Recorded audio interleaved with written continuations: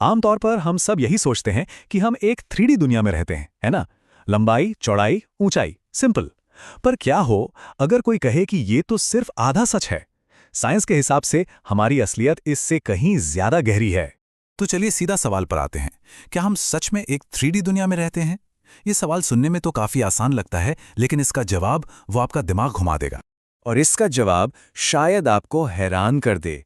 विज्ञान कहता है नहीं, असल में हम एक 4 डायमेंशनल यानी 4 आयामी यूनिवर्स में रहते हैं। तो आखिर ये चौथा डायमेंशन है क्या? चलिए समझते हैं। ठीक है, तो इसको थोड़ा आराम से स्टेप बाय स्टेप समझते हैं। सबसे पहले उस चीज से शुरू करते हैं जिससे हम सभी अच्छी तरह वाकिफ हैं, 3D स्पेस। सोचिए, किसी भी चीज की पोजीशन बताने के लिए हमें 3 चीजों की जरूरत पड़ती है, राइट? लंबाई, चौड़ाई और ऊंचाई। जैसे अगर कोई एक कमरे में खड़ा है तो उसकी एग्जैक्ट लोकेशन 3 कोऑर्डिनेट से बताई जा सकती है, एक्स, वाई और जेड। बस इतना ही है 3D स्पेस। लेकिन यहां पर कहानी में एक ट्विस्ट आता है। किसी इवेंट यानी घटना को पूरी तरह से समझाने के लिए सिर्फ लोकेशन काफी नहीं होती। एक और चीज है जो बहुत जरूरी है। इसे ऐसे सोचिए, किसी भी घटना को पूरी तरह से डिफाइन करने के लिए हमें क्या चाहिए? पहले तो 3D space x, Y, Z, जो ये बताता है कि वो कहाँ हुई। फिर इसमें हम टाइम यानी टी जोड़ते हैं, जो ये बताता है कि वो कब हुई।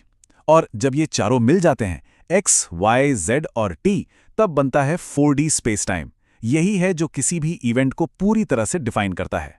और ये कमाल का आइडिया 1908 में एक मैथमेटिशियन हर्मन मिन्कोव्स्की ने दिया था। उन्होंने ही सबसे पहले कहा था कि स्पेस और टाइम को अलग-अलग देखना गलत है। असल में ये एक ही 4D फैब्रिक का हिस्सा है जिसे उन्होंने स्पेस टाइम का नाम दिया। क्या बात है। और फिर आते हैं एल्बर्ट आइंस्टाइन, जिन्होंने अपनी थियरी ऑफ रिलेटिविटी से ग्रेविटी के बारे में हमारी सोच को हमेशा के लिए बदल दिया। देखिए, पहले हम सोचते थे कि ग्रेविटी एक इनविजिबल फोर्स है जो चीजों को खींचती है, लेकिन आइंस्टाइन का आइडिया बिल्कुल अलग, बिल्कुल रेवोल्यूशनरी था। उन्होंने कहा कि ग्रेविटी कोई फोर्स है ही नहीं, ये तो बस मास वाली चीजों के कारण स्पेस टाइम के फैब्रिक में पैदा हुआ एक कर्व, एक झुकाव है। इसको समझने का सबसे आसान तरीका है रबर शीट एनालॉजी। इमेजिन कीजिए कि एक रबर की चादर को चारों तरफ से खींचकर तान दिया गया है। अब अगर उसके बीच में एक भारी बोलिंग बॉल रखें तो क्या होगा? चादर बीच में से झुक जाएगी, है ना? अब अगर एक छोटी सी मार्बल उसके पास से गुजरेगी तो वो सीधा जाने के बजाय उस झुकाव में घूमने लगेगी।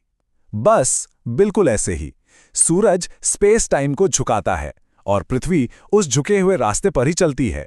यही है ग्रेविटी। लेकिन रिलेटिविटी का सबसे ज्यादा दिमाग घुमा देने वाला नतीजा यह है कि टाइम हमेशा एक जैसा नहीं चलता। जी हां, समय धीमा हो सकता है। तो समय धीमा कब होता है? इसके 2 मेन कारण हैं। एक, जब कोई बहुत बहुत तेज स्पीड से ट्रैवल कर रहा हो, और दूसरा, जब वो किसी बहुत पावरफुल ग्रेविटी फील्ड के पास हो। इस फिनोमिनन को साइंस की भाषा में टाइम डायलेशन कहते हैं।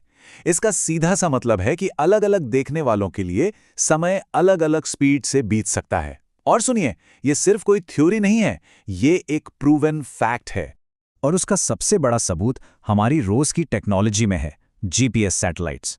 क्योंकि वो पृथ्वी से काफी दूर, कमजोर ग्रेविटी में है, उनकी घड़ियां जमीन पर हमारी घड़ियों के मुकाबले थोड़ी तेज चलती हैं। इसलिए जीपीएस को सही लोकेशन देने के लिए उन सैटेलाइट्स की क्लॉक्स को रोज करेक्ट करना पड़ता है। सोचकर देखिए। तो चलिए अब सारी बातों को एक साथ जोड़ते हैं और देखते हैं कि इसका असली मतलब क्या है। हम धीरे धीरे इस यूनिवर्स के ताने बाने को समझना शुरू कर रहे हैं। तो इस सब का मतलब क्या? टाइम ट्रैवल पॉसिबल है। देखिए, इंटरेस्टिंग बात यह है कि टाइम डायलेशन के जरिए फ्यूचर में जाना थ्योरेटिकली पॉसिबल है, लेकिन पास्ट यानी अतीत में जाना, इसका कोई भी रास्ता साइंस को अभी तक नहीं मिला है।